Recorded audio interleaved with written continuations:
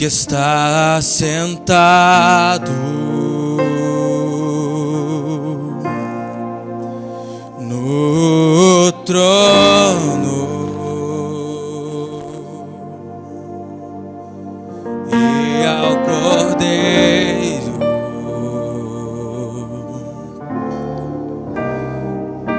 seja o louvor. O que está sentado no trono e ao Cordeiro seja o louvor.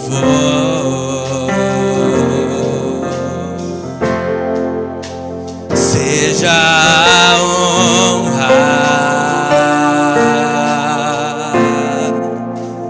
seja a glória, seja o domínio pelos séculos dos séculos. Seja a honra, seja a glória, seja o domínio pelos séculos dos séculos. Poderoso Deus,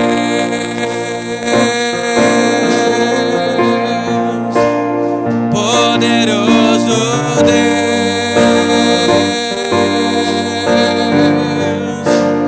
poderoso Deus, minha alma anseia por ti.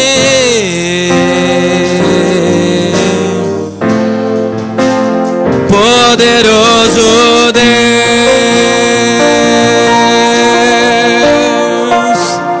poderoso Deus, poderoso Deus, minha alma anseia por ti.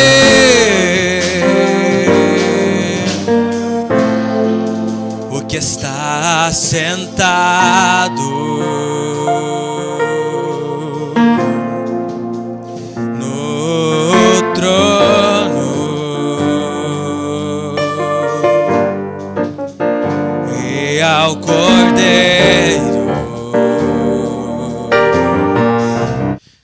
Mateus, no capítulo 3, no versículo 17, é bem conhecido esse texto, que diz assim: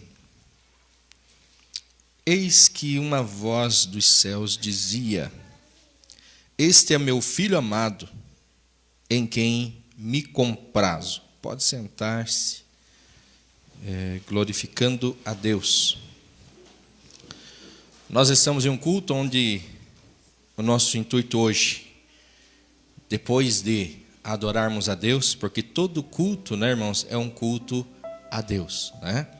Toda reunião nossa aqui, ela é uma reunião de adoração, né, irmãos? Nós viemos para adorar a Deus. Mas hoje se trata também de uma data especial, onde nós queremos também externar aos irmãos o nosso carinho e orar com os papais que fazem parte aqui dessa igreja.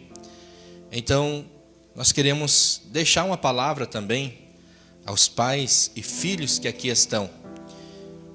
Por isso eu fiz essa leitura. Essa leitura, obviamente, que ela trata do momento que Jesus foi batizado. Mas não é isso que eu vou pregar. O que eu quero pregar para os irmãos aqui é exatamente essa relação de pai e filho a partir da pessoa de Deus e do seu Filho Jesus. Pois se tem alguém que nós devemos imitar na terra, é o nosso Senhor Jesus Cristo e o nosso Deus. Vocês observaram que quem falou ali, evangelista Daniel, não foi João Batista, foi uma voz do céu. Foi Deus que disse. Quando olhou, e ali estava chegando Jesus para ser batizado por João Batista, então uma voz do céu disse: este é o meu filho amado, em quem eu tenho prazer. Quem está vindo nas terça-feira já vai entender, a mensagem é simples que eu quero deixar, mas já vai entender o contexto, porque nas terça-feiras nós estamos estudando sobre a igreja. Quem é a igreja? O que é a igreja? E uma das terças-feiras nós falamos exatamente que a igreja é a mídia de Deus na terra. Nós falamos que assim como o céu, no céu há uma comunidade, no céu há uma família, a terra também precisa e deve ser e viver neste propósito. Eu não entendi, pastor. A Bíblia diz que no céu, o Deus Pai, Deus Filho e Deus Espírito Santo. Uma família. Então aqui na terra, nós também somos a família de Deus. Quando uma pessoa entrega a sua vida a Jesus, confessa Jesus por Salvador da sua vida, a Bíblia diz que lhe é dado o direito de ser chamado filho de Deus. Agora ele passa a fazer parte desta família. Até então ele é uma criatura. Mas a partir do momento do reconhecer de que Jesus é o Salvador, ele passa a ser da família de Deus, filho por adoção. A Bíblia é muito clara quanto a isso. Agora, irmãos, para nós falar um pouquinho para pais e filhos aqui. Eu fiquei meditando essa tarde e me veio assim ao coração um tema muito simples, que é pai felizes. Um pai feliz. Que esse pai aqui que falou é um pai feliz. Deus diz assim: eu tenho prazer nesse filho. É um pai feliz. Esse é o meu filho amado, em quem eu me comprazo. Às vezes eu escuto algumas histórias e já conheci pessoas que amaldiçoam o próprio filho, em quem não tem prazer. Quando ele olha para o filho, aquele filho só lhe traz dores, só lhe traz problemas. Ele não tem prazer naquele filho. Não quero discutir aonde está o erro, porque não é o ponto da mensagem. O que eu quero dizer para os irmãos, que para que nós também sejamos pais felizes, nós precisamos olhar um pouquinho do tipo de relacionamento entre pai e filho no que diz respeito a Deus Pai e Deus Filho. Então, irmãos, para isso, se você quiser abrir a tua Bíblia, abre a tua Bíblia e vamos ler mais um texto, para daí nós começarmos a falar algumas coisas com os irmãos.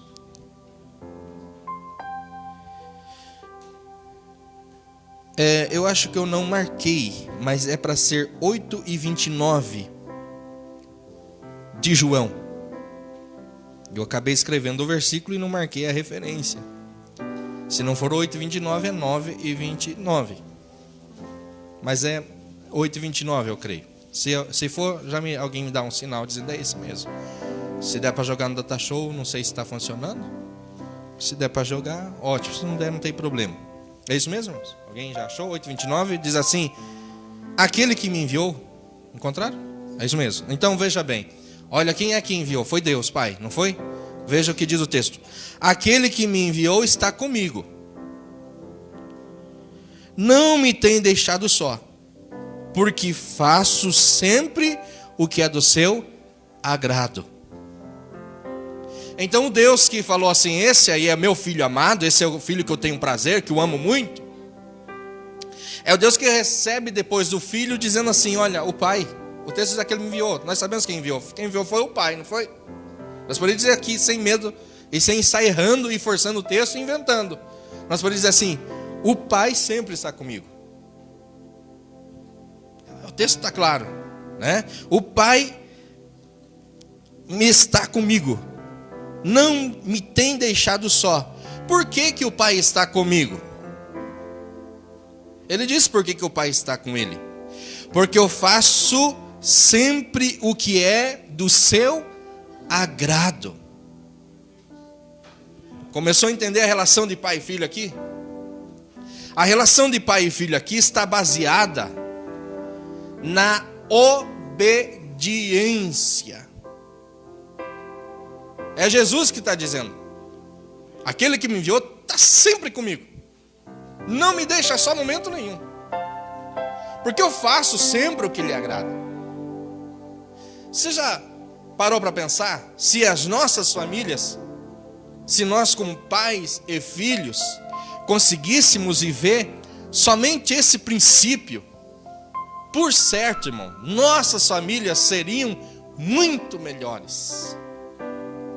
Se os nossos filhos estiverem baseados nesse mandamento que é obediência. Obedecer também é honrar. A Bíblia diz: honra o teu pai e a tua mãe, para que os teus dias se prolonguem na terra. É Bíblia que diz, é mandamento. A relação de Jesus e Deus está na base da obediência. Um pai feliz é aquele pai que o seu filho o obedece. É aquele filho que honra o pai. A Bíblia diz que os filhos são a coroa dos pais. É a Bíblia que diz isso. E quando o filho acerta, quando as coisas dão certo, o pai não é honrado. Quem é que é? Que é o fulano, é filho do fulano.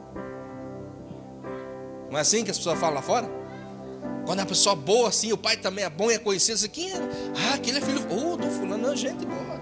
Gente de, olha, pessoas maravilhosas. Quando não, também é uma realidade. Quem é? Filho do fulano. Ai, eu sei que é complicado. É uma pessoa. Não é isso, irmãos? Não é assim que funciona? O Salmo 127 diz que os filhos são flecha, são como flecha. Ali usa a figura da flecha para se referir aos filhos. E questão na aljava do pai. A aljava era exatamente um instrumento, uma espécie de alforge, um bocó, sei lá, uma sacola, como você queira entender, que ficava aqui nas costas, né, do arqueiro. E daqui ele tira a flecha para atirar. Ele diz então a Bíblia que os filhos são como flecha na mão do valente. Diz assim, os filhos são flecha. E são flecha na mão do valente. Não é do medroso, não é do covarde, não é daquele que não tem coragem de vencer na vida. Não, é flecha na mão do valente. E esse pai que é um valente, não no sentido de andar brigando na rua, não é essa valentia. É a valentia no sentido de alguém que enfrenta a vida, que encara, que vai para cima, que luta. E um pai que luta, que vai em frente, que não tem medo das adversidades da vida e não se entrega, seja qual for a situação que esteja passando, ele também tem a intenção de pegar os filhos, que são uma flecha, e colocar no arco. A flecha, o arco, melhor dizendo, só serve para dar força, mandar a flecha para longe. É para isso que ela serve, para impulso da flecha. O segredo não está exatamente na força que este arco de flecha tem, mas o sucesso está na mira do arqueiro. O sucesso está na mira do valente. E quando o filho que é flecha e é colocado nesse arco, e ele é bem mirado, se mira corretamente, e esta flecha atinge o alvo, o pai é honrado. O texto diz: felizes aqueles que enchem a sua aljava de flecha. Porque quando ele for enfrentado na porta pelos seus inimigos, ele não vai ser envergonhado, tem gente que o defenda. Que quando os nossos filhos são bem criados, nos ajudam. Não tem filho que não ajuda o pai. Olha, hoje está assim, irmão. Um pai cria o filho, dá tudo que pode. O filho pegou o primeiro emprego, ele não dá um centavo em casa. Está errado, irmão. Isso não é ensinamento bíblico, não. Tem que ajudar em casa, sim. Mas quando o pai erra o alvo, Quando o pai pega essa flecha e coloca assim, e puxa, ele dá impulso. Eu quero que o meu filho vá além de onde eu fui. O meu sonho, eu sempre toquei um pouquinho. E meu sonho era que o Lucas tocasse. Não fiz ele viver meu sonho. Isso é dom que Deus lhe deu. Mas uma coisa eu digo, ele foi muito mais longe que eu na música. Não é bom isso? Ele sabe muito mais que eu. E isso para mim é uma honra. Quando os nossos filhos vão um pouco além. Mas quando a gente coloca a flecha, puxa e dá para dar o maior impulso possível, mas a gente não acertou o alvo, essa flecha vai e vai para lá, e o vento leva e vai cortando, e de repente ela, errando o alvo, ela volta e nos atinge, porque as pessoas assim, você viu, o que teu filho fez? Você sabe o que estão falando do teu filho aí? Quantos pais não são chamados para defender o filho quando está com um problema lá fora? E tem que ir mesmo, não estou dizendo que não deva ir. Eu também não estou culpando, nem pelo amor de Deus, irmãos, não se sinta culpado se você deu a direção para essa flecha, mas ela no percurso ela tomou outro caminho. Fica tranquilo, você tem princípios e deu-lhe princípios. Um dia ele vai acertar o alvo. O que eu, como pai, não posso, o que eu não posso fazer é não mirar essa flecha direito. Eu não posso ter toda a garantia que essa flecha no caminho entre o arco e o alvo, eu não posso garantir que ela acerte 100%. Eu não posso garantir isso. Mas no que depende do arqueiro valente, ele deve fazer de tudo. Porque essa flecha, se errar o alvo, ela volta a nos atingir. Quantos pais envergonhados. A Bíblia fala de um homem na Bíblia. Esse homem era um sacerdote.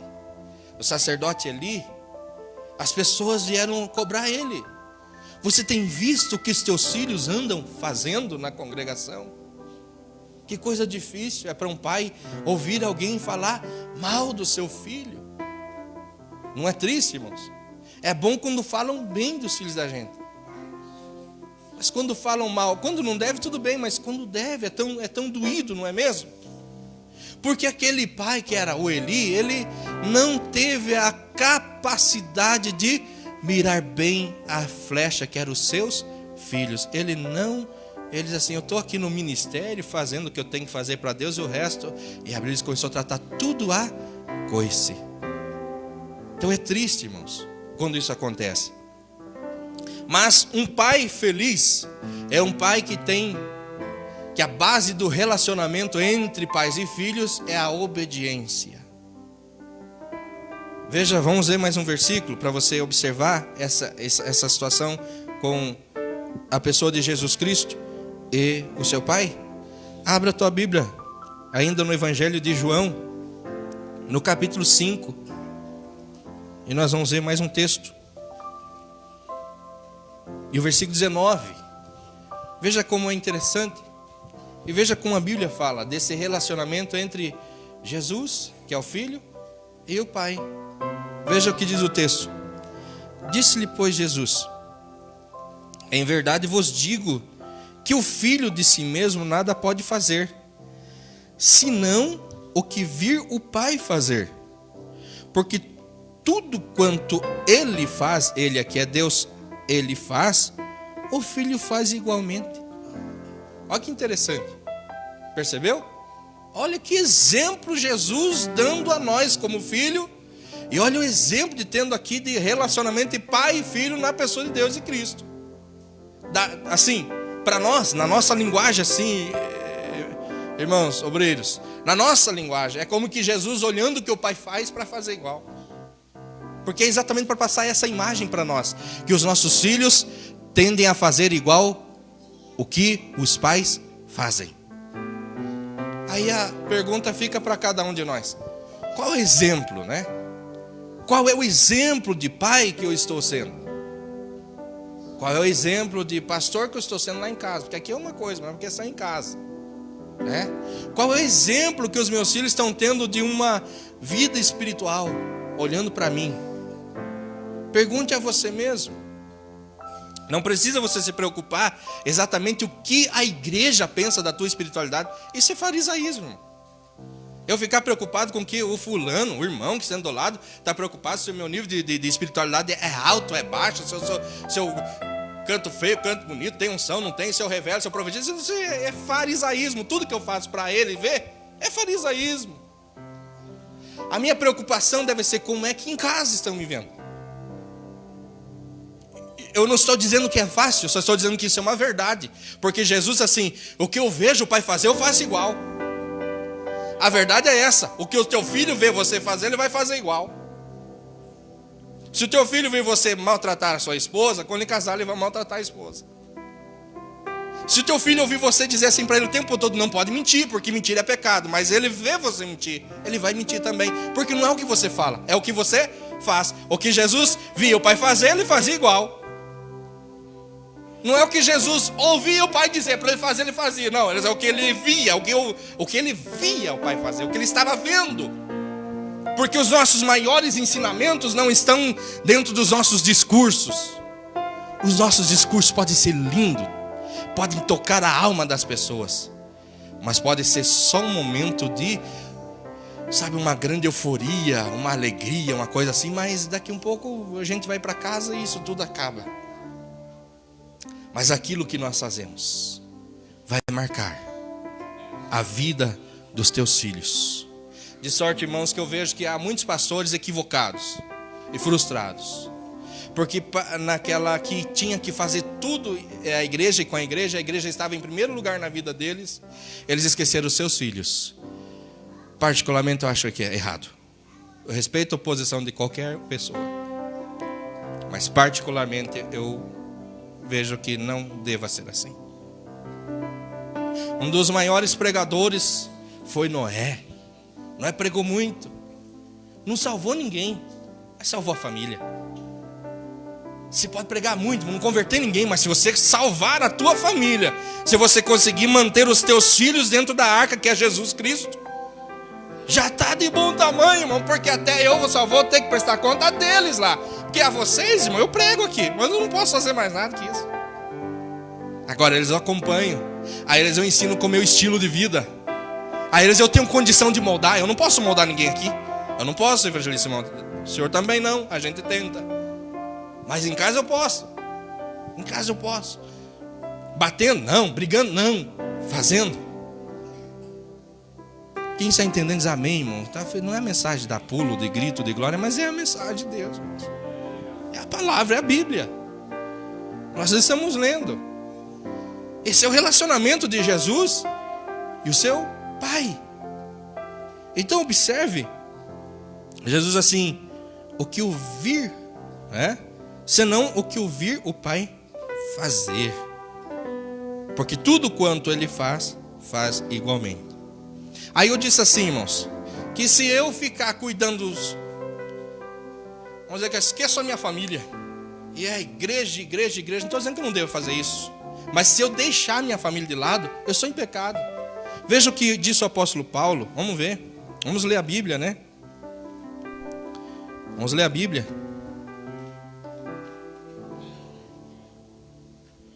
1 Timóteo 5, versículo 8. É a Bíblia que diz. Veja que Paulo está escrevendo a um pastor. Que a carta aqui não é para a igreja. Só para a carta que ele mandou não é para a igreja. Essa carta é para Timóteo. É para o pastor da igreja. Timóteo é o pastor da igreja em Éfeso. E a carta foi para o pastor. Foi Paulo instruindo o pastor. A instrução que ele deu, ele está dizendo assim, olha Timóteo, é o seguinte.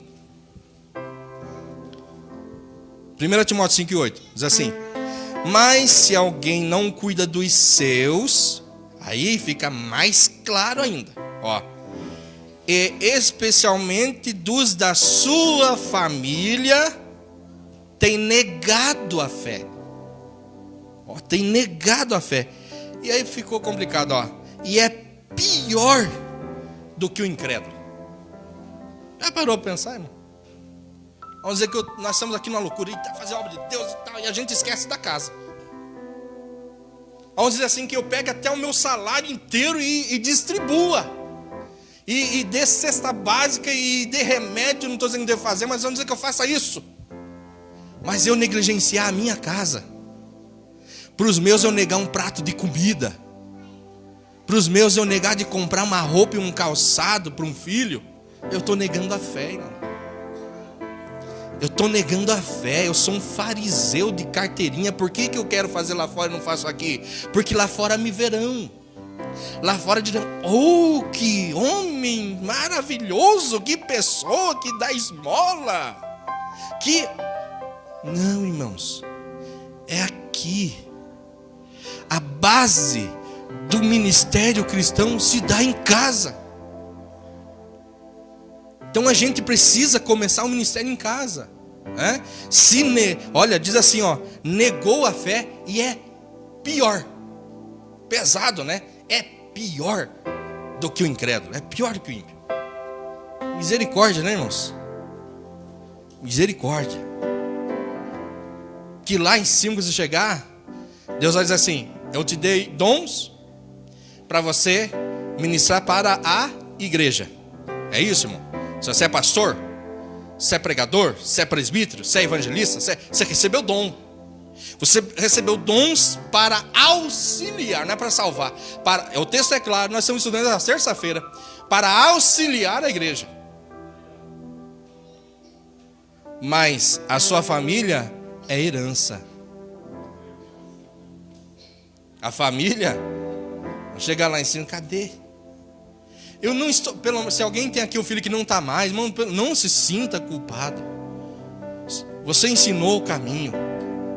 Hoje você vai orar pelo teu filho. Os filhos vão orar pelos pais. Eu não estou aqui.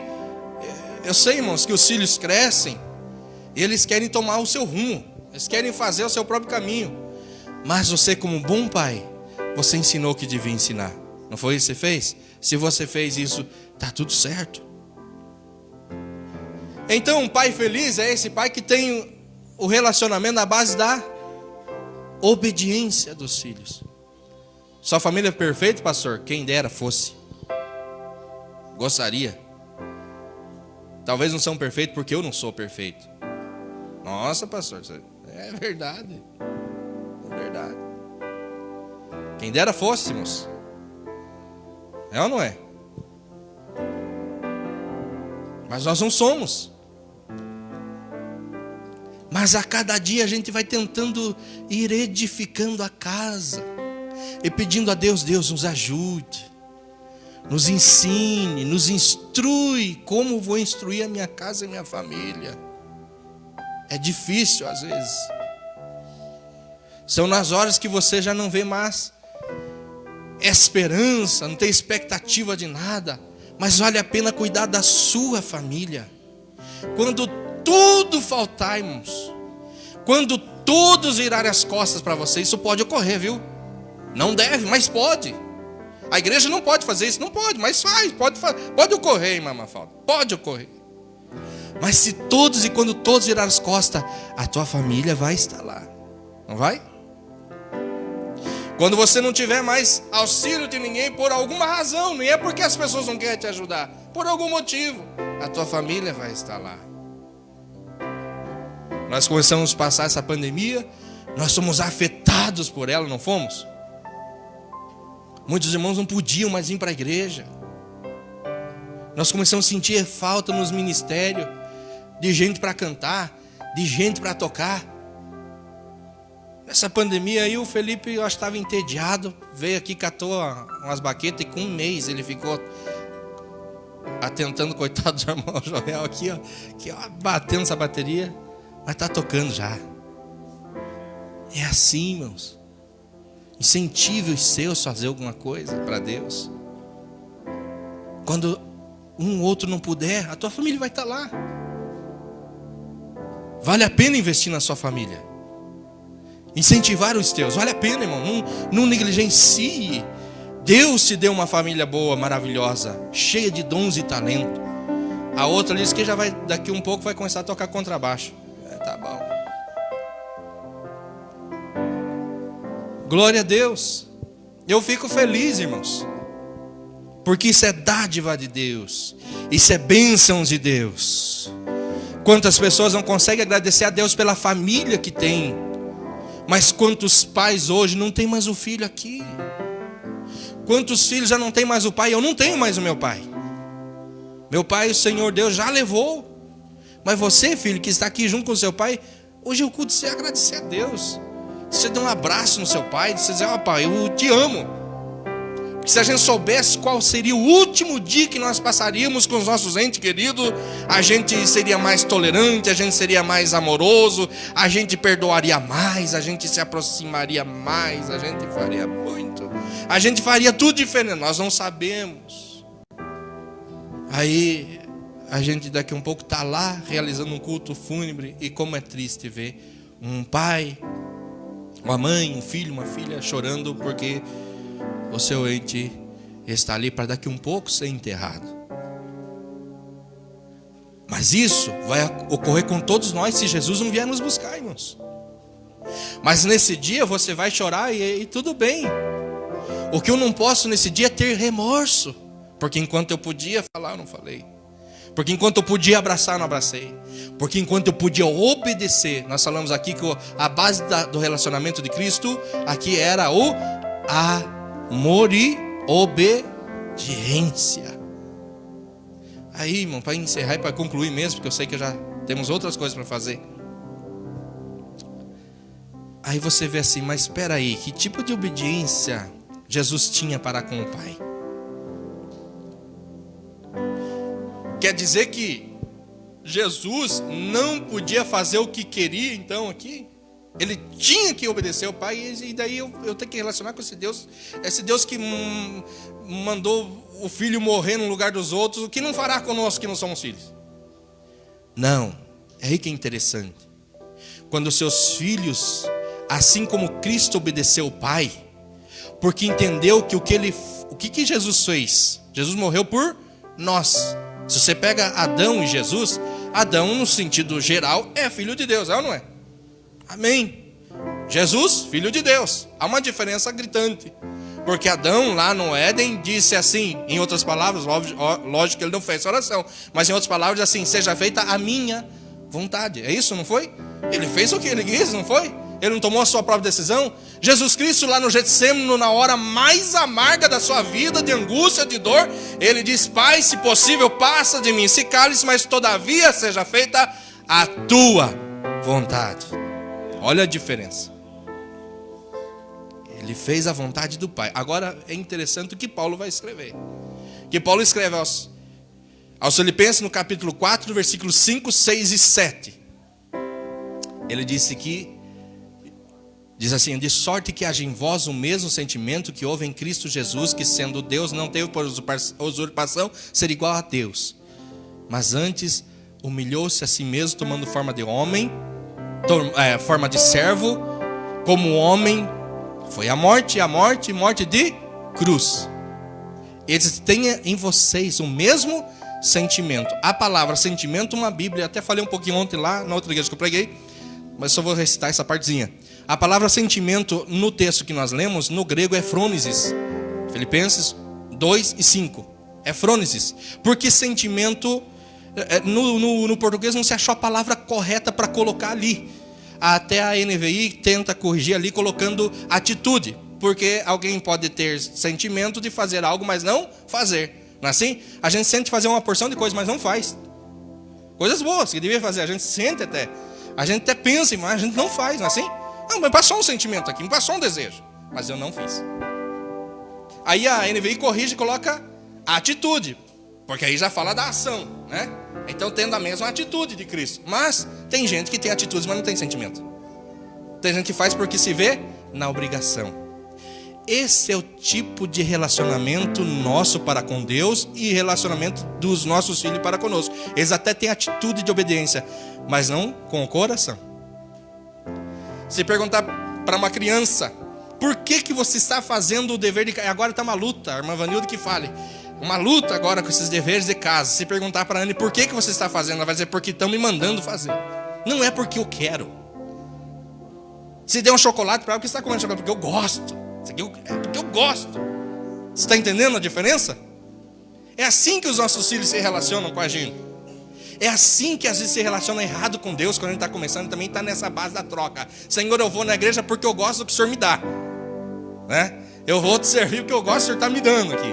Eu não vou te servir porque... E se não for esse, é assim, eu tenho que fazer, porque a Bíblia diz que tem que fazer.